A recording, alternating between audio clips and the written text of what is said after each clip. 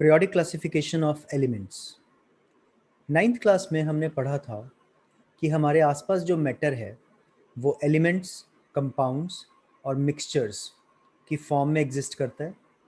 और जो एलिमेंट्स होते हैं उनके अंदर एटम्स होते हैं सिर्फ एक ही टाइप के। क्या आपको मालूम है कि आज तक कितने सारे एलिमेंट्स जो हैं वो हम डिस्कवर कर चुके हैं? तकरीबन 118 से ज़्यादा एलिमेंट्स आज की डेट में नोन हैं, लेकिन अराउंड द ईयर 1800 सिर्फ 30 एलिमेंट्स के बारे में हमारे को मालूम था। और इन सभी की प्रॉपर्टीज़ एक दूसरे से बहुत ज़्यादा डिफरेंट सीम होती थी, लगती थी। जैसे जैसे और ज़्यादा एलिमेंट्स डिस्कवर होते गए, साइंटिस्ट जैसे जैसे उनके बारे में और ज़्यादा इंफॉर्मेशन गैदर करते गए, उनकी प्रॉपर्टीज़ के बारे में पता लगता गया, तो साइंटिस्ट्स को ये डिफ़िकल्ट लगने लगा कि वो कैसे इन एलिमेंट्स को ऑर्गेनाइज करें। तो इसके लिए उन्होंने एलिमेंट्स की प्रॉपर्टीज़ में नए पैटर्न्स ढूंढने शुरू किए, जिसके बेसिस पर कि वो एलिमेंट्स को एक बड़े ग्रुप ऑफ एलिमेंट्स को जिनकी प्रॉपर्टीज सिमिलर हों इकट्ठे ग्रुप कर सकें। The discussion goes back to what we have done in diversity chapter in 9th standard. वहाँ पे भी हमने बात की थी कि क्लासिफिकेशन क्यों ज़रूरी है। कि फॉर एग्जांपल अगर हम लोग एक डिपार्टमेंटल स्टोर में जाते हैं तो वहाँ पे सारे साबुन एक जगह पे प्लेस्ड होने चाहिए, सारे टूथपेस्ट एक जगह पे होने चाहिए, ठीक है, हर तरह के कोल्ड ड्रिंक्स एक जगह पे होने चाहिए, तो so that it is easier for people to select, ठीक है ना। अब अगर दुकान के एक कॉर्नर में एक तरह का कपड़े धोने का साबुन पड़ा होगा और कहीं और दूसरी तरह का पड़ा होगा, सो कंपैरिजन बहुत मुश्किल हो जाएगा, राइट। सो इसीलिए वहाँ पे भी ग्रुपिंग की जाती है। तो उसी तरीके से एलिमेंट्स को इंडिविजुअली पढ़ने की बजाय अगर उनको उनकी प्रॉपर्टीज़ की सिमिलैरिटी के बेसिस पर ग्रुप्स में बांट दिया जाए और फिर ग्रुप्स को एज अ होल पढ़ लिया जाए, so then that would be we suppose better और मोर कन्वीनियंट। सो हमने ये पढ़ा है कि कैसे डिफरेंट थिंग्स या लिविंग बींग्स को उनकी प्रॉपर्टीज़ के बेसिस पर क्लासीफाई किया जा सकता है। Even in other situations, we come across instances of organization based on some properties. हर तरह के, जैसे कि मैंने डिपार्टमेंटल स्टोर की एग्जांपल ली, हर जगह पर हम देखते हैं कि ऐसी एग्जांपल्स हमें मिलती हैं जहां पर हम प्रॉपर्टीज़ के बेसिस पर चीज़ों को ऑर्गेनाइज करते हैं। वैसे ही साइंटिस्ट्स ने बहुत सारे अटेम्प्ट्स किए एलिमेंट्स को क्लासीफाई करने के, उनकी प्रॉपर्टीज़ के ऊपर बेस्ड, और एक ऑर्डर क्रिएट करने की कोशिश की इस पूरे क्योस में से। क्योस का मतलब होता है कंफ्यूजन और मेस। जो सबसे पहले अटेम्प्ट्स थे एलिमेंट्स को क्लासीफाई करने के, उनके चलते एलिमेंट्स को मेटल्स एंड नॉन मेटल्स के तौर पर बस ग्रुप कर दिया गया। आगे चल के जो और क्लासिफिकेशंस हुई, नई नई क्लासिफिकेशंस अलग अलग साइंटिस्ट ने अपने अपने हिसाब से करने की कोशिश की, अपना अपना बेसिस बनाया उन्होंने क्लासिफिकेशन करने का। और जैसे जैसे एलिमेंट्स और उनकी प्रॉपर्टीज़ के बारे में और ज़्यादा कुछ पता लगता गया, सो क्लासिफिकेशन के अटेम्प्ट्स भी वैसे वैसे बढ़ते गए। सो डॉबर्नियर्स ट्रायड्स 1817 ईयर के अंदर जॉन वोल्फगैंग डॉबर्नियर, जो कि एक जर्मन केमिस्ट थे, उन्होंने एलिमेंट्स को अरेंज करने की कोशिश की जिनकी प्रॉपर्टीज सिमिलर थी इनटू ग्रुप्स। पहले उन्होंने प्रॉपर्टीज के बेसिस पर ग्रुप्स में सिमिलर एलिमेंट्स को इकट्ठा ग्रुप कर दिया। उसके बाद उनमें कोई पैटर्न ढूंढने की कोशिश की। तो ही सेड कि कुछ ग्रुप्स ऐसे उन्होंने आइडेंटिफाई किए जिनके अंदर तीन तीन एलिमेंट्स थे। Because they contained 3 elements, that is why he named them triads. Triad means a group of 3। डॉबर्नियर ने यह शो किया कि जब इन 3 एलिमेंट्स को, जो ट्रायड के 3 एलिमेंट्स हैं, इनको इंक्रीजिंग एटॉमिक मास के ऑर्डर में लिखा जाता था, तो मिडल वाले का जो एटॉमिक नंबर था, एटॉमिक मास था, वो रफली फर्स्ट और थर्ड का एवरेज होता था। Atomic mass, let us again recall, जो हमने 9th क्लास में पढ़ा है, it is the sum of the number of protons and number of neutrons present in the nucleus of an element. और अगर किसी चीज़ के आइसोटॉप्स एग्जिस्ट करते हैं तो सभी आइसोटॉप्स को रिलेटिव परसेंटेजेस के हिसाब से हम लोग कंसिडरेशन में लेके फिर उसका मास निकालते हैं। तो उन्होंने कहा कि अगर हम सिमिलर प्रॉपर्टीज वाले एलिमेंट्स को ऐसे ट्रायड्स में लगाएं, तो मिडल वाला जो है एटॉमिक मास वाइज, जो मिडल वाला एलिमेंट है उसका एटॉमिक मास पहले और तीसरे एटॉमिक मासेस वाले एलिमेंट्स के एवरेज के बराबर है। फॉर एग्जांपल लिथियम, सोडियम और पोटेशियम, ये एक ट्रायड बनाता है। लिथियम का जो एटॉमिक मास है वो है 6.9, सोडियम का है 23 और पोटेशियम का है 39। अगर आप लोग इसको चेक करोगे 6.9 प्लस 39, एवरेज अगर निकालनी हो फर्स्ट और थर्ड की, तो 6.9 प्लस 39 इज रफली 45.9, दैट इज 46, और 46 का half is 23, that is average is 23। So obviously we can see कि सोडियम का जो एटॉमिक मास है वो पहले और तीसरे का एवरेज है, और इन तीनों की प्रॉपर्टीज भी सेम है, तो उसने इन्हें एक ट्रायड में प्लेस कर दिया। तो नीचे कुछ ऐसे एलिमेंट्स के ट्रायड्स दिए गए हैं, तीन तीन एलिमेंट्स के ग्रुप बनाए गए हैं, ठीक है। इन एलिमेंट्स को इंक्रीजिंग एटॉमिक मास के हिसाब से भी अरेंज किया गया है। हमें ये आइडेंटिफाई करना है कि इनमें से कौन से डॉबर्नियर ट्रायड के अंडर जो ग्रुप्स हैं वो बनाते हैं। आपको क्या आइडेंटिफाई करना है? फर्स्ट और थर्ड का एवरेज बीच वाले के मास के बराबर होना चाहिए। So 75 plus 14 is 89, 89 divided by 2 is 44.5। So no, phosphorus का उतना नहीं है।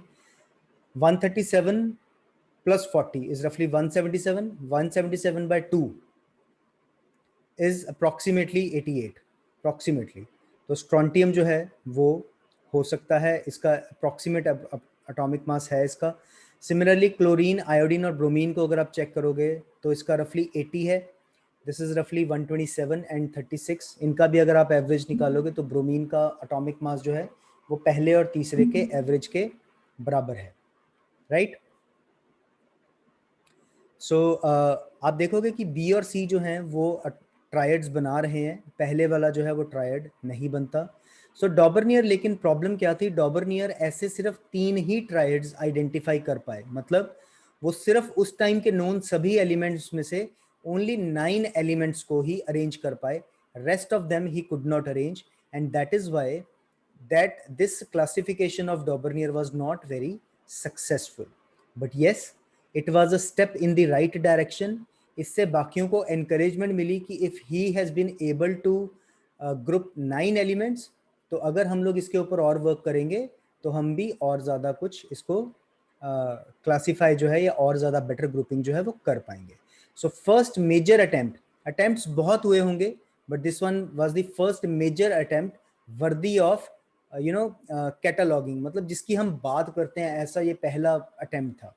सो क्या है, वापस हम अगर एक बार इसकी बात करें, डॉबर्नियर ने उस टाइम के नोन एलिमेंट्स को तीन तीन एलिमेंट्स के ग्रुप्स में, ये जिन्हें ट्रायड्स कहा गया, अरेंज किया इस हिसाब से कि उन तीनों की जो प्रॉपर्टीज थी वो सिमिलर थी, और उसके बाद इंक्रीजिंग एटॉमिक मास के हिसाब से अरेंज करने पर मिडल वाले एलिमेंट का जो एटॉमिक मास था वो रफली पहले और तीसरे एलिमेंट के एटॉमिक मासेस के एवरेज के बराबर था। This law was called Dobereiner's law of triads. Question आता है डॉबर्नियर लॉ ऑफ ट्रायड्स क्या था, वो कितने ट्रायड्स या कितने एलिमेंट्स को क्लासिफाई कर पाए, और वो ज़्यादा सक्सेसफुल क्यों नहीं थी। तो I hope I have answered all these 3 questions properly, जो पूछे जा सकते हैं इसमें से। Then next major attempt was Newland का attempt, Newlands law of octaves. Dobereiner के अटेम्प्ट ने बाकी के केमिस्ट्स को एनकरेज किया कि वो एलिमेंट्स की प्रॉपर्टीज को उनके एटॉमिक मासेस के साथ को रिलेट करें। 1866 में जॉन न्यूलैंड, जो कि एक इंग्लिश साइंटिस्ट थे, उन्होंने उस टाइम के नोन एलिमेंट्स को इंक्रीजिंग एटॉमिक मासेस के हिसाब से अरेंज किया। सबसे लोएस्ट एटॉमिक मास वाले एलिमेंट से उन्होंने शुरू किया, और उस टाइम के नोन सबसे ज़्यादा एटॉमिक मास वाले एलिमेंट तक गए, थोरियम तक, जो कि 56th एलिमेंट थे। जब उन्होंने ऐसा इनको अरेंज किया तो ही फाउंड आउट कि every 8th element had properties similar to that of the first. हर 8वें एलिमेंट की प्रॉपर्टीज जो थी वो पहले एलिमेंट के साथ मिलती थी। उसने इसे कंपेयर किया म्यूजिक के ऑक्टेव के साथ, इसीलिए उसने अपने इस लॉ को नाम दिया लॉ ऑफ ऑक्टेव्स। म्यूजिक में जैसे क्या होता है, सुर जो होते हैं, सा रे गा मा पा धा नी, ये 7 सुर हो गए, और 8वां सुर फिर कौन सा होता है, सा। So eighth sur is the same as the first स्वर, right? So जिस तरह से म्यूजिक में हर आठवां सुर पहले सुर के साथ मिलता है, वैसे ही जब उन्होंने एलिमेंट्स को अरेंज किया इंक्रीजिंग एटॉमिक मासेस में, तो ही found out that every eighth element had properties similar to the first element, and that is why based on, या कह लो कि एनालॉजी जो इसकी देखी उन्होंने उसके साथ म्यूजिक के नोट्स के साथ, तो उसने इसको नाम दिया ऑक्टेव्स का, और इस लॉ को लॉ ऑफ ऑक्टेव्स कहा जाता है। न्यूलैंड के ऑक्टेव्स के अंदर जो लिथियम और सोडियम की प्रॉपर्टीज थी वो सेम पाई गई, और सोडियम जो है वो लिथियम के बाद आठवां एलिमेंट है। सिमिलरली बेरिलियम और मैग्नीशियम एक दूसरे को रिजेंबल करते हैं और वो भी आठवें एलिमेंट के फर्क पे है।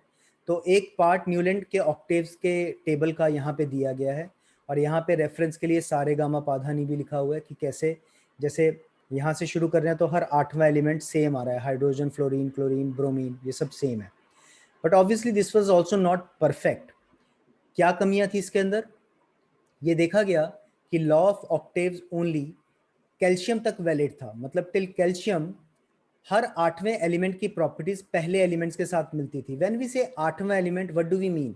We mean first, eighth, 15th, ये सिमिलर है, and then 22nd, 23rd, and then 31st, and so on. इस तरीके से सिमिलर होने चाहिए। सिमिलरली सेकेंड, 9th, 16th, ये सिमिलर होने चाहिए। इन दिस वे ये चलना चाहिए, राइट?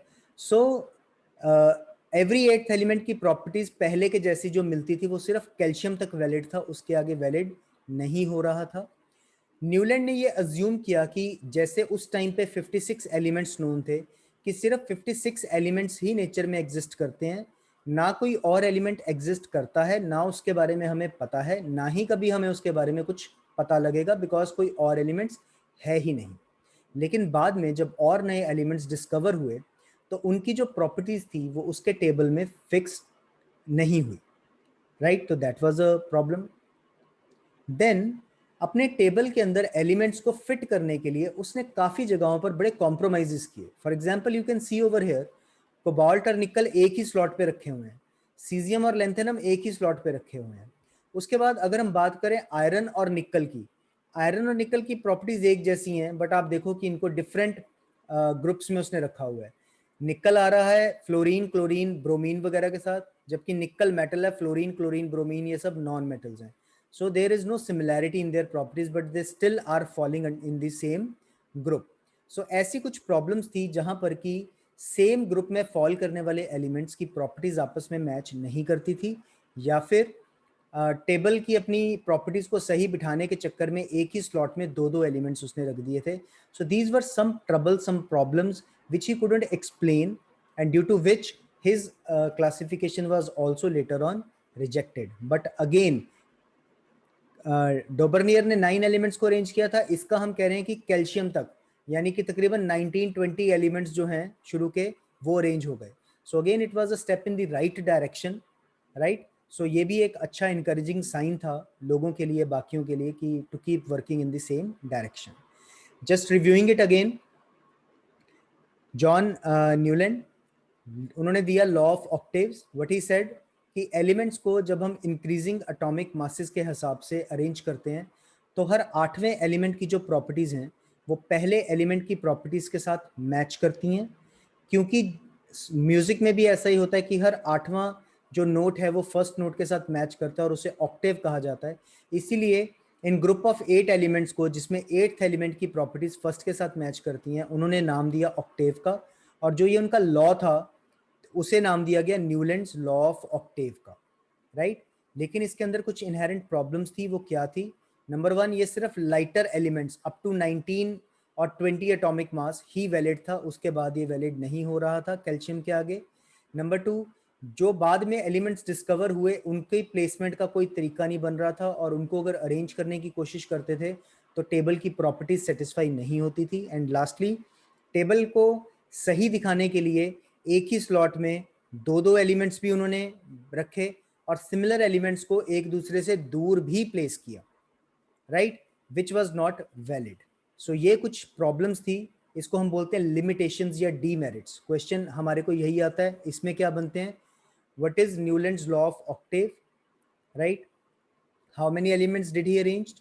whatever the limitations या demerits of the या anomalies in the Newland's law of Newland's classification. So वो हम तीनों क्वेश्चन मेनली जो हैं वो हम आंसर कर सकते हैं. Then came Dmitry Mendeleev's classification. Newland law of octaves के रिजेक्ट होने के बावजूद भी बहुत सारे साइंटिस्ट जो थे वो एलिमेंट्स की प्रॉपर्टीज को उनके एटॉमिक मासेस के साथ कोरिलेट करने में ही लगे रहे. जो एक बहुत ही मेजर क्रेडिट जाता है एलिमेंट्स को क्लासिफाई करने की डायरेक्शन में, वो जाता है डिमिट्री मेंडलीव को, जो कि एक रशियन केमिस्ट थे. वो सबसे इंपॉर्टेंट कंट्रीब्यूटर समझे जाते हैं पीरियोडिक टेबल की डेवलपमेंट में, जहां पर एलिमेंट्स को उनकी फंडामेंटल प्रॉपर्टी एटॉमिक मास के बेसिस पर अरेंज किया गया और साथ ही साथ केमिकल प्रॉपर्टीज की सिमिलैरिटी को भी ध्यान में रखा गया. अभी तक के जो साइंटिस्ट थे वो क्या कर रहे थे, वो पहले एलिमेंट्स को इंक्रीजिंग एटॉमिक मास के हिसाब से अरेंज करते थे और बाद में उनकी प्रॉपर्टीज में सिमिलैरिटी ढूंढने की कोशिश करते थे. मेंडलीव ने उल्टा किया. उन्होंने क्या किया, उन्होंने सबसे पहले एलिमेंट्स को उनकी प्रॉपर्टीज के बेसिस पर ग्रुप किया और फिर उन ग्रुपिंग्स में एटॉमिक मास के हिसाब से कोई पैटर्न ढूंढने की कोशिश की. For example what he did, oxygen, जिस एलिमेंट का ऑक्सीजन के साथ जो कंपाउंड है वो X2O की फॉर्म में बनता है, जैसे हाइड्रोजन का हो गया H2O, ठीक है, या और जितने भी ऐसे एलिमेंट्स हैं उन सबको उसने इकट्ठा ग्रुप कर दिया. जिनका XO2 की फॉर्म में होता है उनको इकट्ठा कर दिया, जिनका XO की फॉर्म में होता है उनको इकट्ठा कर दिया. सो बेसिकली ऑक्साइड्स और हाइड्राइड्स के फॉर्मूलाज जिनके सिमिलर थे उनको इकट्ठे ग्रुप किया, और भी प्रॉपर्टीज देखी ग्रुपिंग के टाइम पर, और फिर जो है उन्होंने बाद में उनके अंदर पैटर्न ढूंढने की कोशिश की. जब मेंडलीव ने अपना काम शुरू किया उस टाइम पे 63 एलिमेंट्स के बारे में पता था. उन्होंने एटॉमिक मासेस और जो फिजिकल और केमिकल प्रॉपर्टीज थी उसके बीच के रिलेशनशिप को एग्जामिन किया. केमिकल प्रॉपर्टीज को देखते समय जब हम बात करते हैं विच केमिकल प्रॉपर्टीज, जैसे मैंने बताया एलिमेंट्स के जो ऑक्सीजन और हाइड्रोजन के साथ कंपाउंड्स बनते थे उनके फॉर्मूलाज पे फोकस किया, ठीक है, उसको बेसिस बनाया. फिर उसने क्या किया, उसने 63 कार्ड्स लिए. हर कार्ड के ऊपर हर एलिमेंट का नाम, उसका सिंबल, उसका एटॉमिक मास लिखा, उसके ऑक्साइड का फॉर्मूला लिखा, उसके हाइड्राइड का फॉर्मूला लिखा, और जिन जिन के ऑक्साइड हाइड्राइड के फॉर्मूला सेम थे उनको इकट्ठा एक जगह पे टेबल अपने बोर्ड पे टैग करते गए, ठीक है, पिन करते गए उनको इकट्ठा. तो ऐसा करने के बाद उन्होंने देखा कि मोस्टली एलिमेंट्स उसके टेबल में अरेंज हो गए, and then he tried to find a pattern in the atomic masses, and with a lot of effort he was also able to find a pattern in the atomic masses as well, un groups ke within. And finally he gave his law which is called the Mendeleev's periodic law. kya kehta hai ye law? The properties of elements are the periodic function of their atomic masses.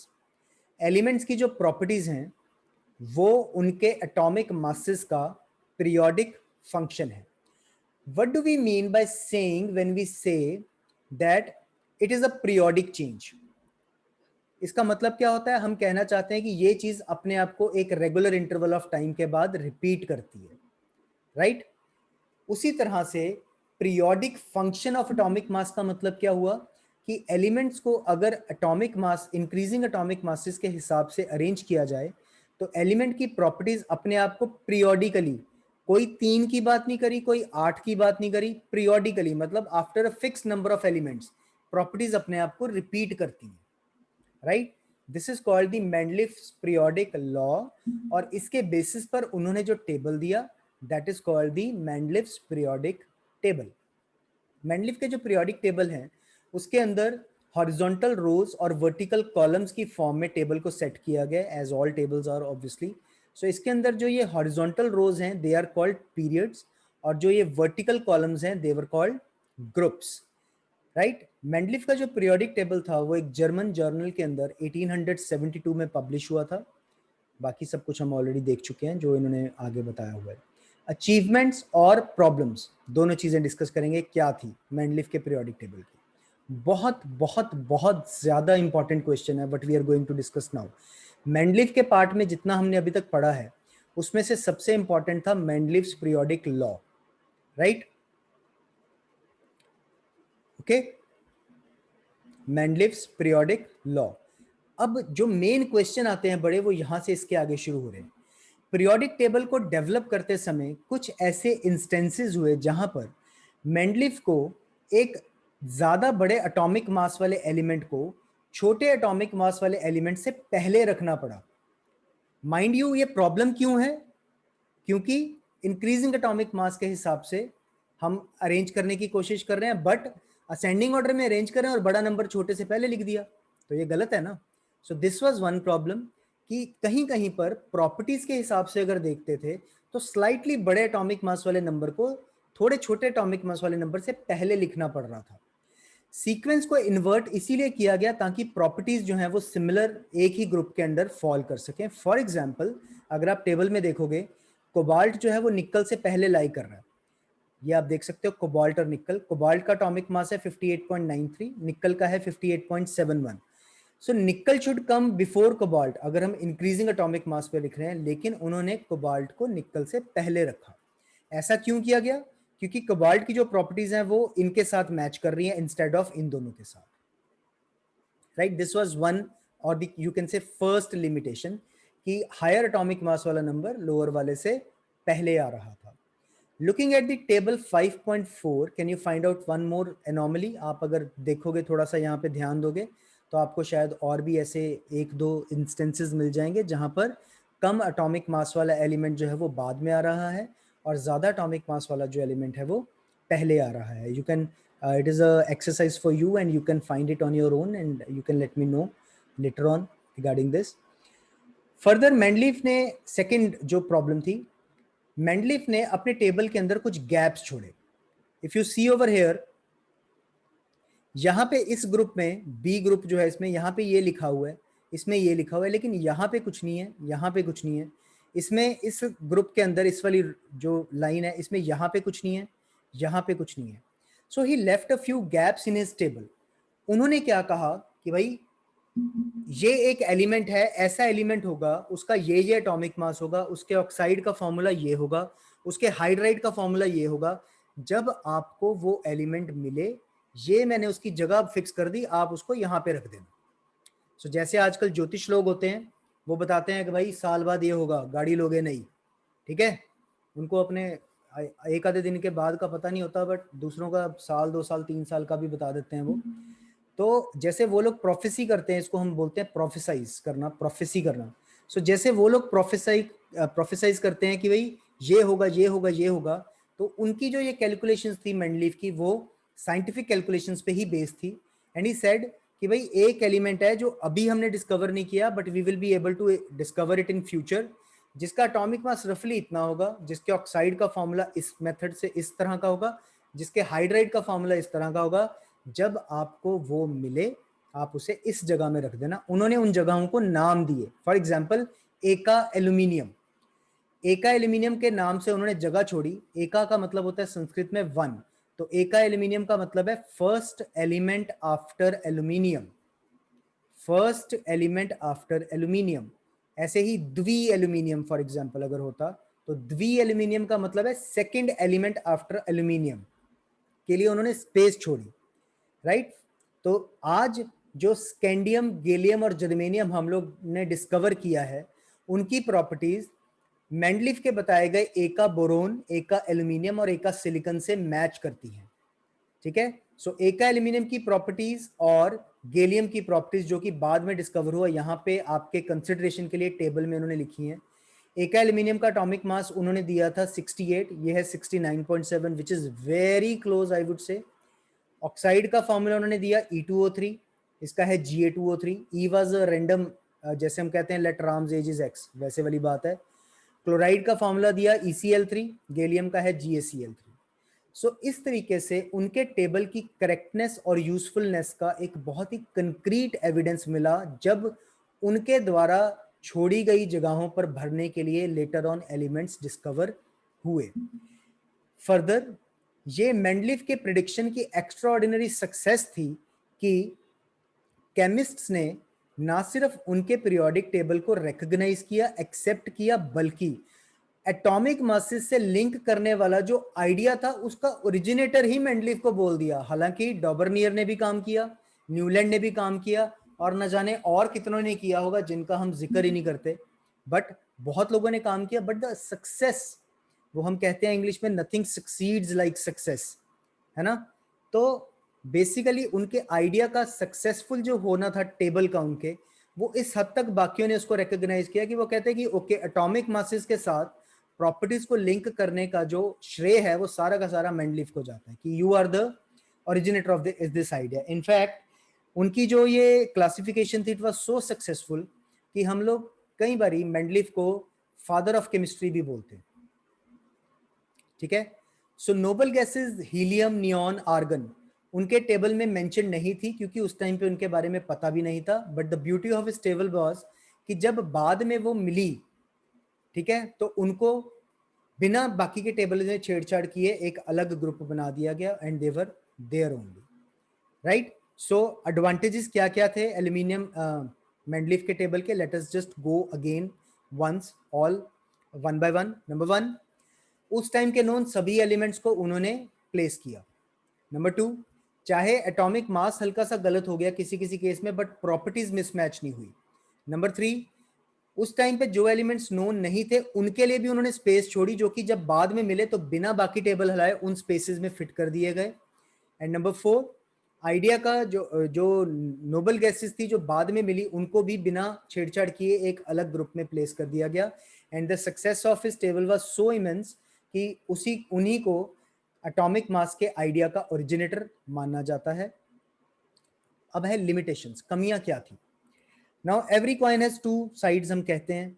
सो जो उनके advantages हमने गिने हैं वो बाकी के जो उनके पीयर्स थे वो उसको एज अ कमी भी गिनते थे। फॉर एग्जाम्पल, उन्होंने कहा कि भाई एक एलिमेंट है जो हमें आज नहीं पता कभी मिलेगा, जब मिलेगा यहाँ रख देना, मैं जगह छोड़ रहा हूँ। बाकी कहते थे नहीं, जगह नहीं, पता नहीं मिलेगा कि नहीं मिलेगा। आपका टेबल सेट करने के चक्कर में कि भाई खाली जगह आप इसलिए छोड़ रहे हो कि ये एलिमेंट यहां आना चाहिए, लेकिन इसकी प्रॉपर्टीज मिलती है इसके साथ, तो आपने ये जगह ही छोड़ दी और इसको यहां रख दिया, और ये जगह खाली छोड़ दी क्योंकि इसके साथ मैच नहीं कर रहा, दैट मीन्स आपका आइडिया गलत है। सो वो इसको एज अ लिमिटेशन देखते थे कि भाई जो खाली जगह छोड़ रहे हो this is wrong. Then secondly, जो रॉन्ग ऑर्डर था एटॉमिक मास का, हाउएवर स्मॉल, वो कहते थे कि भाई अगर इंक्रीजिंग एटॉमिक मास में लगा रहे हो तो फिर ज्यादा वाला पहले कैसे आ रहा है, ये भी गलत है, ठीक है। देन थर्ड, जो कि मेजर वन भी थी, वो ये थी, हाइड्रोजन की जो प्रॉपर्टीज हैं वो क्लोरीन, ब्रोमीन, आयोडीन के साथ मिलती हैं। फॉर एग्जांपल लाइक देम, वो भी डायटोमिक है, वो भी गैस है, वो भी नॉन मेटल है। लेकिन मेंडलीफ ने उसको कहाँ रखा? मेंडलीफ ने उसको रखा लिथियम, सोडियम, पोटेशियम वाले लाइन में। तो कहते हैं भाई यार ये प्रॉपर्टीज इसकी सारी इनके साथ मिलती हैं, रख आप इसके साथ रहे हो, इसकी क्या एक्सप्लेनेशन है? सो मेंडलीफ सेड कि नहीं, इसको आना तो यही चाहिए, but there were certain things जो उस टाइम के एक्सपेरिमेंटेशन के बेसिस पर एक्सप्लेन नहीं हो सक रही थी या हो पा रही थी। इसीलिए इन चीज़ों को उस टाइम पे एज अ लिमिटेशन देखा गया, कमी देखा गया उनके टेबल की, जिसको वो एक्सप्लेन नहीं कर पाए। And last but not the least, very major limitation जो दूसरे साइंटिस्ट्स ने पॉइंट आउट की, वो ये थी, व्हाट अबाउट आइसोटॉप्स? कार्बन है, कार्बन का एक एटम है 12 जिसका एटॉमिक मास है, एक एटम का मास है 14। आपने 12 वाले को प्लेस कर दिया, 14 वाले को तो कहीं रखा ही नहीं, वो कहाँ गया? Why have you not arranged that? तो बाकी के जो वो थे साइंटिस्ट थे वो इसको भी एज अ कमी देखते थे, ठीक है। Again Mendeleev could not explain why he is not arranging the 14 unit वाला कार्बन का atom, right. But he said कि what I have done is correct, but since he was unable to give any explanation, जैसे हम कहते हैं कि movies में हम देखते हैं ना, अदालत सबूत मांगती है, ठीक है ना, उसी तरह से साइंस भी सबूत मांगती है। So he was unable to give explanations for things. So whatever he was unable to give an explanation for was taken to be a limitation or a demerit or a disadvantage of his classification. So what were the demerits of his classification or the limitations? Number one, wrong position of, I am just putting it in a phrase instead of explaining it, wrong position of hydrogen. Number two, non placement of isotopes. Number three, wrong order of atomic masses. And number four, leaving of gaps in the table. इन चार चीजों को Mendeleev के periodic table के limitation के तौर पर देखा गया, ठीक है। हालांकि ये चीज़ें आगे चल के बहुत क्लियर होगी कि whatever he did was absolutely correct, but उस टाइम की इंफॉर्मेशन, उस टाइम की नॉलेज के हिसाब से he was unable to explain them, and that is why that was taken as a limitation at that particular point of time.